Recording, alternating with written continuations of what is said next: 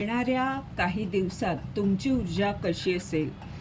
Bottom of the डेकचं card आहे फेअरमॅन आणि इथे क्विल, रॅम आणि बॅग ही कार्ड्स सांगतायत की एखाद्या व्यक्तीबरोबर तुम्ही संपर्कात याल, एखाद्या व्यक्तीशी काही व्यवहार तुमचा होऊ शकतो किंवा काही बोलणं होऊ शकतं महत्त्वाचं.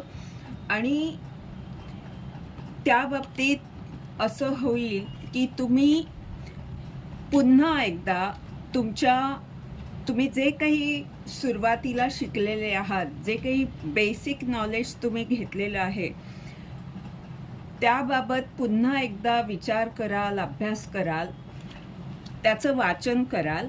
आणि हे कार्ड जे आहे ते असं दाखवतंय की तुम्ही या अभ्यासाबाबत किंवा जे काही तुम्ही करत आहात त्याबाबत तुम्ही स्टबन एनर्जी आहे, म्हणजे एक हट्टीपणा तुमच्यामध्ये आहे की आता हे झालंच पाहिजे, अशा प्रकारची एक जिद्द तुमच्यामध्ये दिसतेय. आणि बॅगचं हे कार्ड असं सांगतंय की ह्या सगळ्यामधून तुमच्याकडे नवीन संधी येईल. ह्या अभ्यासातून आणि जे तुम्ही संपूर्ण लक्ष तुमचं एखाद्या कामावर केंद्रित कराल त्यामधून आणि ह्या व्यक्तीशी तुमचा काही व्यवहार होऊ शकतो, त्यामधून तुमच्याकडे संधी येऊ शकते, नवीन काम तुम्हाला मिळू शकतं किंवा तुमची प्रगती होऊ शकते.